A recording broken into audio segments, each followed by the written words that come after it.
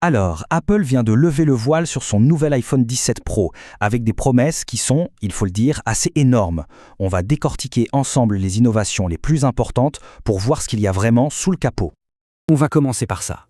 Un chiffre. 8x. Un simple chiffre qui, à lui seul, a l'ambition de complètement changer la donne pour la photo sur smartphone. Imaginez un instant, et si votre téléphone pouvait vraiment, mais vraiment, remplacer tout un sac d'objectifs photo professionnels? Eh bien, c'est la grande promesse de cet iPhone 16 Pro.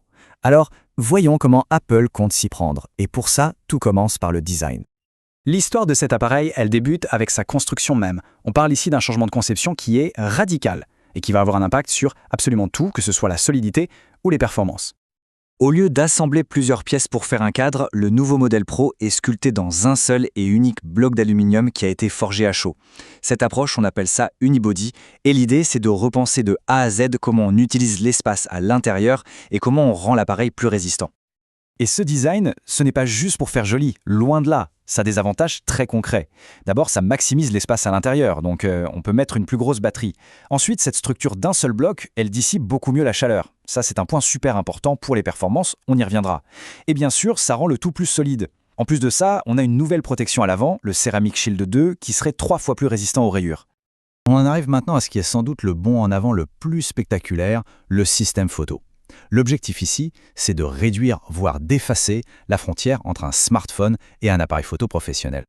200 mm, voilà ce que ça représente. C'est la distance focale équivalente du nouveau téléobjectif. Pour que ce soit plus clair, c'est un niveau de zoom optique qu'on n'avait tout simplement jamais vu sur un iPhone. On est au niveau de certains objectifs photo dédiés. Du coup, ça donne une plage de focale incroyable. On part de l'ultra grand angle pour faire de la macro et on va jusqu'à un zoom optique 8 fois. C'est dingue. L'idée, c'est vraiment d'avoir l'équivalent de 8 objectifs pro, mais dans sa poche. Mais attention, il n'y a pas que le zoom. La qualité d'image en général a fait un bond. Les 3 capteurs à l'arrière, le principal, l'ultra grand angle et le téléobjectif, passent tous à 48 mégapixels pour un niveau de détail bien supérieur. Même la caméra selfie a été améliorée avec une fonction qui élargit le champ automatiquement pour les photos de groupe. Et petite nouveauté pour les créateurs de contenu, on peut maintenant filmer avec les caméras avant et arrière en même temps. Ça ouvre pas mal de possibilités. Bon, pour faire tourner tout ça, évidemment, il faut de la puissance. Et qui dit puissance, dit nouvelle puce, la 19 Pro. Mais l'innovation la plus intéressante, ce n'est pas tant la puce elle-même, c'est la façon dont Apple la garde frais. On commet tous le problème avec les puces puissantes, elles chauffent. Et quand ça chauffe, les performances diminuent, pour éviter la surchauffe. La solution d'Apple ici, c'est une chambre à vapeur. C'est un système scellé avec un peu d'eau dedans qui s'évapore et se condense en boucle pour éloigner la chaleur de la puce. C'est un peu comme un mini-système de refroidissement liquide et ça permet de maintenir des performances de pointe beaucoup plus longtemps. Et ce graphique, il l'illustre parfaitement. La barre du haut, toute droite, c'est la 19 Pro. Les performances restent au maximum, de manière constante. La barre du dessous, celle qui plonge, ce sont les puces d'avant qui, au bout d'un moment, sont obligées de ralentir. Le résultat, c'est jusqu'à 40% de performance en plus, mais surtout sans cette fameuse baisse de régime. Alors la conséquence logique de tout ça, une puce plus efficace et ce design unibody qui libère de la place pour la batterie, eh bien c'est ce chiffre, 37 heures. C'est le nouveau record d'autonomie en lecture vidéo sur le modèle Pro Max. C'est tout simplement énorme. Avoir du super matériel, c'est une chose, mais il faut le logiciel qui va avec pour vraiment en tirer parti. C'est là qu'iOS 26 entre en scène, avec toute une série de nouveautés regroupées sous un nom, Apple Intelligence. Une des fonctions les plus amusantes, on va dire, c'est Genmoji. Le concept est hyper simple. Si l'emoji qu'on veut envoyer n'existe pas, eh bien, on le crée en le décrivant.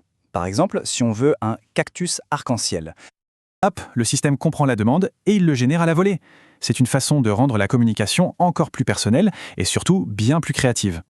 Mais bien sûr, l'IA, ce n'est pas que des emojis. Ce sont des outils conçus pour être utiles au quotidien. On va pouvoir traduire une conversation en direct, reformuler un email un peu trop sec ou même poser des questions sur ce qui s'affiche à l'écran. Et puis il y a la retouche photo qui permet de faire disparaître un objet ou une personne en arrière-plan en un seul geste. Ok, cette année on a donc 3 nouveaux modèles. La grande question c'est qu'est-ce qui justifie le Pro dans iPhone 17 Pro?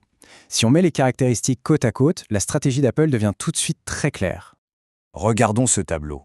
Oui, tous les modèles partagent la nouvelle puce A19 Pro, mais les différences sont bien là. Le Pro, c'est le seul avec le design unibody. C'est le seul avec un cœur graphique en plus, ce qui est crucial pour le gaming ou la vidéo. Son autonomie est largement supérieure. Et bien sûr, il y a ce fameux zoom optique 8x qui, à lui seul, le place vraiment dans une autre catégorie. Alors quand on met tout ça bout à bout, un appareil photo qui se mesure à du matériel professionnel, une puce de jeu de niveau console avec un refroidissement de pointe et une intelligence artificielle qui s'intègre partout, on est en droit de se poser une question plus fondamentale. Est-ce qu'on parle encore vraiment d'un téléphone ou est-ce qu'on est en train de passer à quelque chose de complètement différent ?